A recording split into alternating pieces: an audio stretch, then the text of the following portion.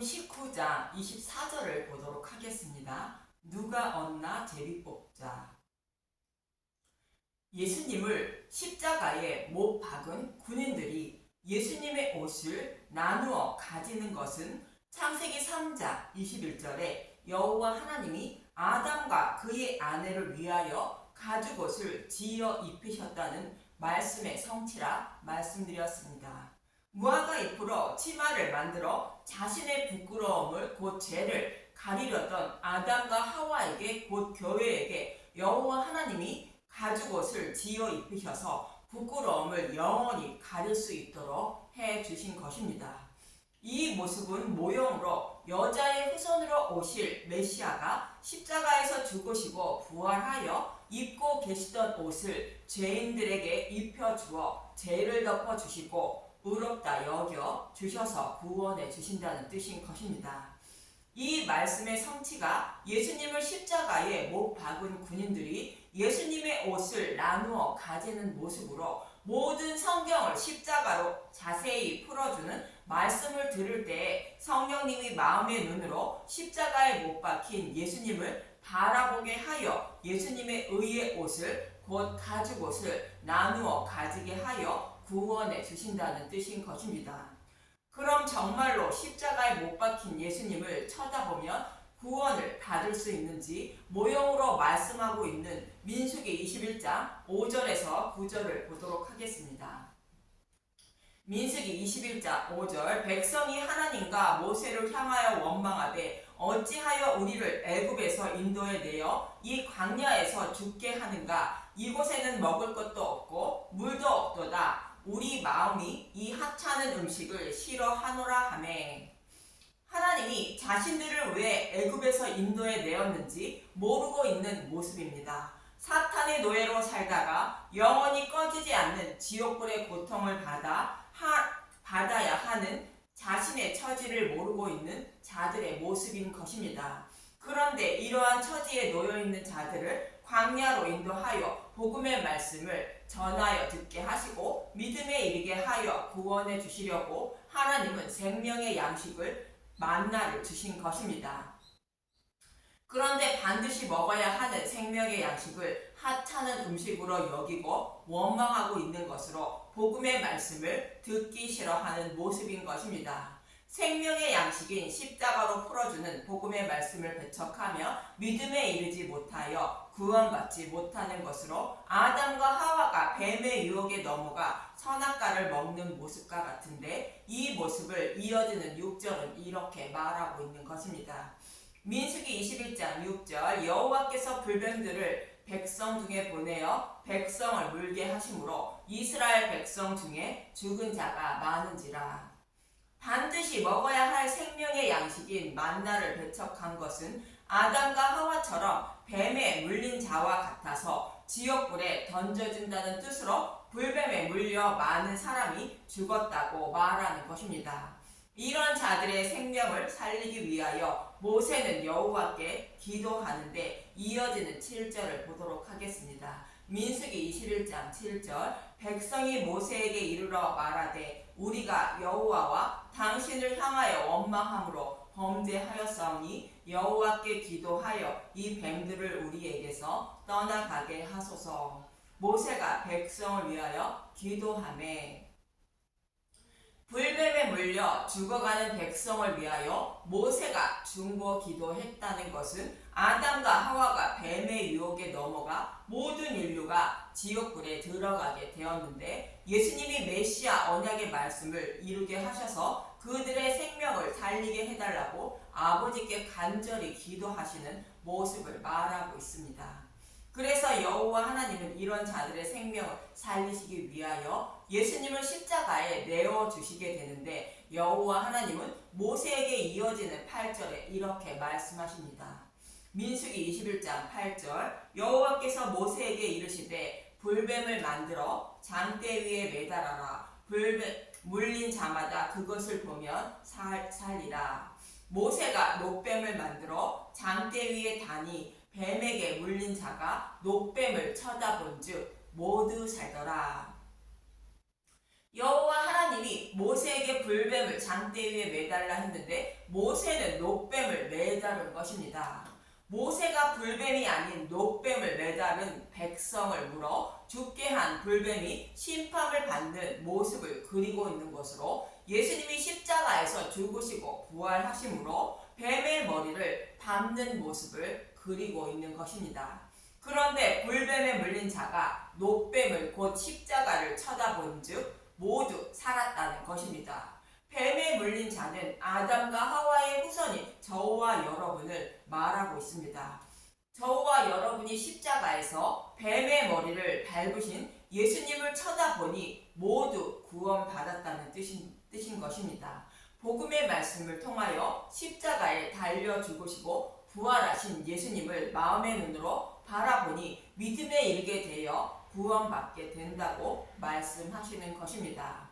이 모습의 모형으로 예수님을 십자가에 못 박은 군인들이 예수님의 의의 옷을 나누어 가짐으로 예수님을 다시 뵙게 된다는 성경의 말씀과 같은 의미인 것입니다. 이렇게 해서 구원받게 하려고 사도 바울은 오직 십자가에 못 박힌 그리스도만 전했다고 고린도전서 1장 23절은 말하고 있습니다. 고린도전서 1장 23절 우리는 십자가에 못 박힌 그리스도를 전하니 유대인에게는 꺼리끼는 것이요 이방인에게는 미련한 것이로되. 사도 바울은 저와 여러분이 어떻게 구원받게 되는지 잘 알고 있으므로 다른 것은 배설물로 여기고 오직 십자가에 못 박힌 예수님만 전하여 듣는 자로 하여금 십자가에 못 박힌 예수님을 마음의 눈으로 바라보게 하여 예수님의 의의 옷을 가져 구원받을 수 있도록 한 것입니다. 이러한 사도 바울과 같이 구약에서도 교회에게 오직 십자가에 못 박힌 그리스도만 전하는 모습을 모형으로 말씀하고 있는 곳이 있습니다. 창세기 30장 32절에서 40절을 보도록 하겠습니다. 창세기 30장 32절 오늘 내가 외삼촌의 양떼에 두루 다니며 그 양 중에 아롱진 것과 점 있는 것과 검은 것을 가려내며 또 염소 중에 점 있는 것과 아롱진 것을 가려내리니 이 같은 것이 내 품삯이 되리이다. 후일에 외삼촌께서 오셔서 내 품삯을 조사하실 때 나의 공의가 내 대답이 되리이다. 내게 혹시 염소 중 아롱지지 아니한 것이나 점이 있는 것이나 양 중에 검지 아니한 것이 있거든 다 도둑질한 것으로 인정하소서. 라반이 이르되 내가 내 말대로 하리라 하고. 외삼촌의 양 중에 아롱진 것과 점 있는 것과 검은 것과 염소 중에 점 있는 것과 아롱진 것이 야곱의 품삯이 된다는 것인데 야곱은 예수님을 상징하는 것으로 야곱의 양은 구원받은 하나님 백성을 뜻하고 있습니다. 그 외에 라반의 양이 된다는 것은 구원받지 못하여 사탄에 속해 있는 자들을 말하고 있는 것입니다. 그럼 야곱은 어떻게 자신들의 양들을 곧 하나님 백성들을 번성하게 하는지 이어지는 37절에서 39절을 보면 알 수 있습니다. 창세기 30장 37절 야곱이 버드나무와 살구나무와 신풍나무의 푸른 가지를 가져다가 그것들의 껍질을 벗겨 흰 무늬를 내고 그 껍질 벗긴 가지를 양떼가 와서 먹는 개천의 물 구유에 세워 양떼를 향하게 하매 그 떼가 물을 먹으러 올 때에 새끼를 베니 가지 앞에서 새끼를 뱀으로 얼룩얼룩한 것과 점이 있고 아롱진 것을 낳은지라. 이 말씀을 야곱은 외삼촌 양떼를 빼앗기 위하여 수단과 방법을 가리지 않고 꾀를 내고 있다고 생각하실 수 있습니다. 여기서 버드나무는 시냇가에 자라는 나무인데 영원히 마르지 않는 생명수인 복음의 말씀을 머금고 있는 예수님을 상징하는 나무인 것입니다. 이 나무의 껍질을 벗겼다는 것은 벌거벗은 몸이 되어 십자가에서 죽으신 예수님을 상징하고 있는 것입니다. 살구나무는 민수기 17장에서 고라의 반역이 일어났을 때 아론이 가지고 있던 살구나무 지팡이에만 싹이 나고 꽃이 피고 살구 열매가 맺은 것은 죽으신 예수님이 부활하신 것을 말하고 있습니다. 민수기 17장 8절 잠깐 보겠습니다. 이튿날 모세가 증거의 장막에 들어가 본즉 레위 집을 위하여 낸 아론의 지팡이에 움이 죽고 순이 나고 꽃이 피어서 살구 열매가 열렸더라. 그리고 신풍나무는 어떤 의미를 하고 있는지, 신풍나무는 하얗다라는 뜻을 가진 라반이라는 단어에서 유래된 리브넷라는 히브리어로 포플러 나무를 말하는 것으로 부분적으로 하얀색을 띤 얼룩얼룩한 나무인데, 이러한 신풍나무의 모습은 창세기 49장 11절에서 12절의 말씀과 같이 예수님이 십자가에서 많은 고난과 고통을 받으시며 피범백이 되어 십자가에 달리시는 모습과 같은 모습입니다. 이처럼 야곱이 버드나무와 살구나무와 신풍나무의 푸른 가지를 가져다가 그것들의 껍질을 벗겨 흰 무늬를 냈다는 것은 우리의 죄를 전가받은 예수님이 벌거벗은 몸으로 십자가에 달리셔서 많은 피를 흘리시며 죽으시고 부활하시는 모습을 그리고 있는 것입니다. 그런데 38절에서 39절에 보면 그 껍질 벗긴 가지를 양떼가 와서 먹는 개천의 물 구유에 세워 양떼를 향하게 할 때 양이 새끼를 베는데 얼룩얼룩한 것과 점이 있고 아롱진 것을 낳았다는 것입니다.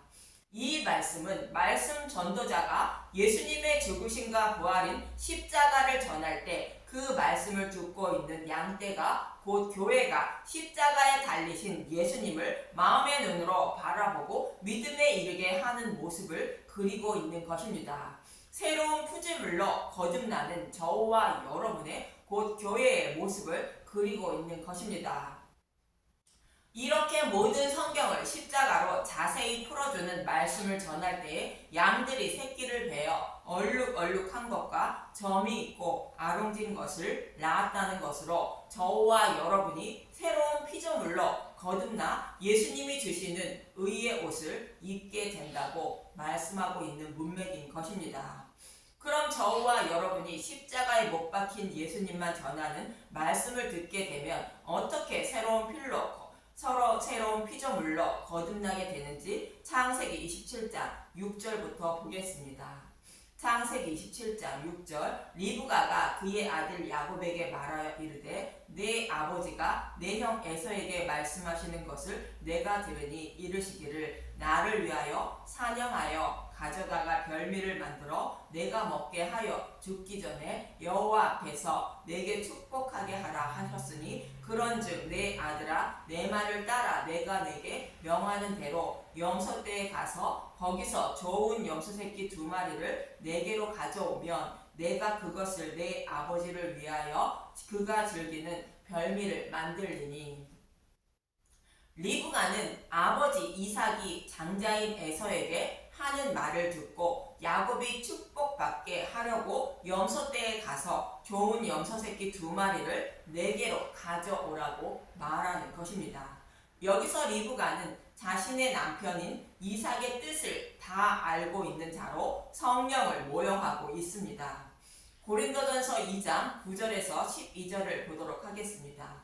고린도전서 2장 9절 기록된다. 하나님이 자기를 사랑하는 자들을 위하여 예비하신 모든 것은 눈으로 보지 못하고 귀로 듣지 못하고 사람의 마음으로 생각하지도 못하가 함과 같으니라. 오직 하나님이 성령으로 이것을 우리에게 보이셨으니 성령은 모든 것 곧 하나님의 깊은 것까지도 통달하시느니라. 사람의 일을 사람의 속에 있는 영 외에 누가 알리요? 이와 같이 하나님의 일도 하나님의 영 외에는 아무도 알지 못하느니라. 우리가 세상의 영을 받지 아니하고 오직 하나님으로부터 온 영을 받았으니 이는 우리로 하여금 하나님께서 우리에게 은혜로 주신 것들을 알게 하려 하심이라.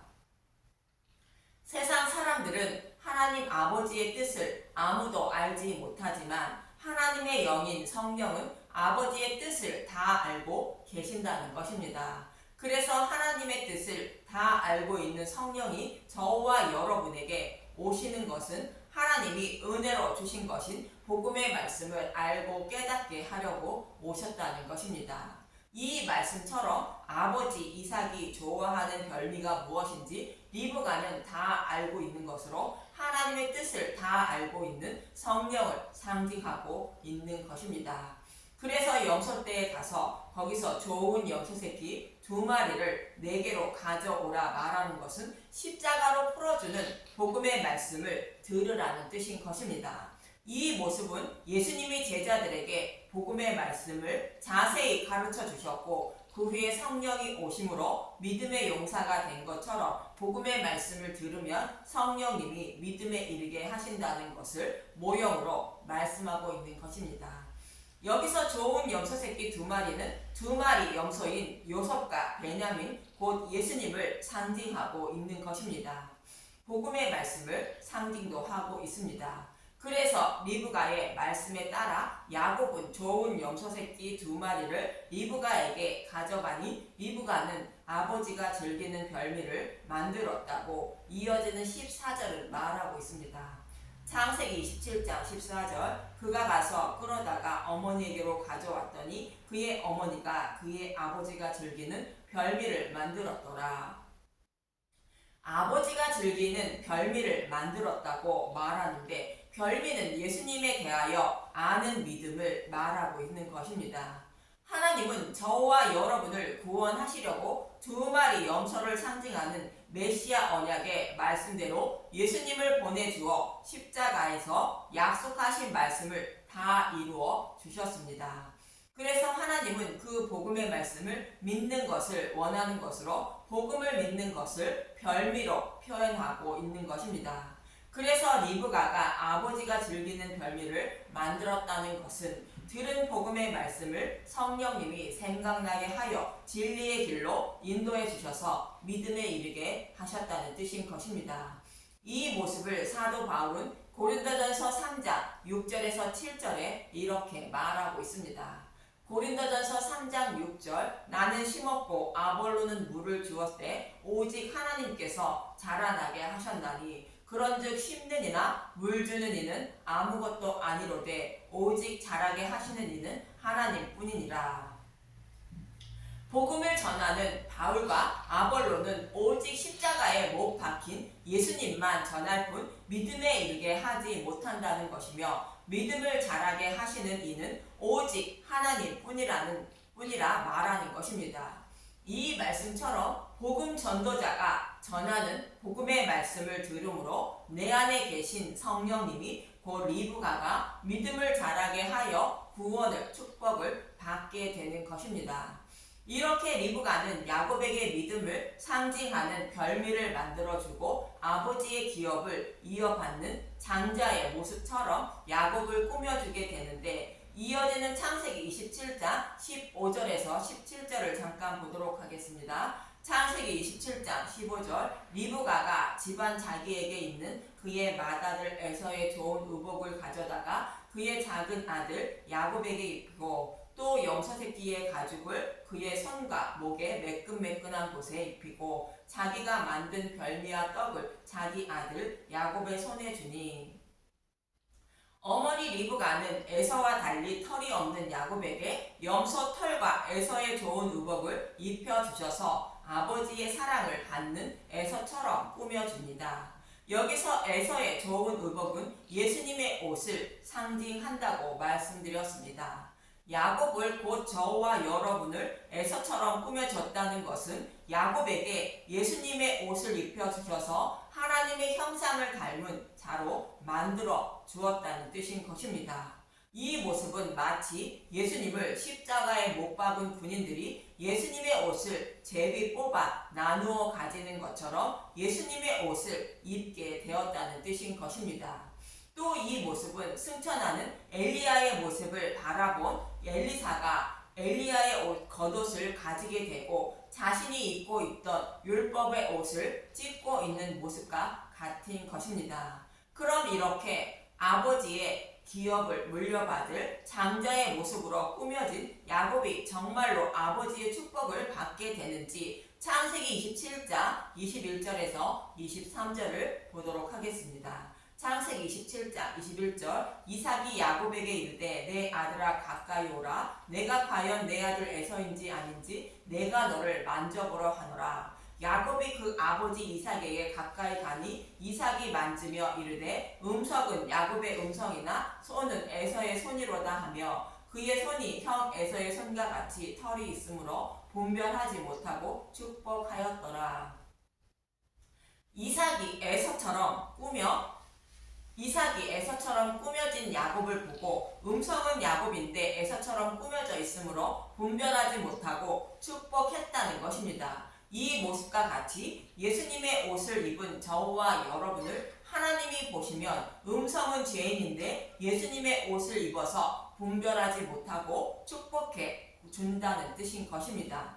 이 모습은 창세기 1장에서 여섯째 날에 하나님의 형상을 닮은 자로 창조하시고 일곱째 날에 안식하는 모습과 같이 저와 여러분이 예수님의 의의 옷을 입게 되므로 하나님을 곧 하나님의 형상을 닮은 자가 되어 하나님 나라를 기업으로 받게 된다는 뜻인 것입니다. 이 모습을 성경 곳곳에서는 모형과 그림자로 잘 설명하고 있는 것입니다. 그래서 저와 여러분이 하나님 나라를 기업으로 받기 위해서는 예수님에 대하여 기록된 모든 성경을 십자가로 자세히 풀어주는 말씀을 듣는 것이 어머니 리브가에게서 좋은 염소새끼 2마리를 가져다 주는 야곱의 모습과 같은 것이며 이러한 복음의 말씀을 들을 때에 내 안에 계신 성령님이 마음의 눈으로 십자가를 바라보게 하여 믿음을 선물로 줌으로 예수님의 옷을 입는 자들이 되어 구원의 축복을 받는 모습인 것입니다.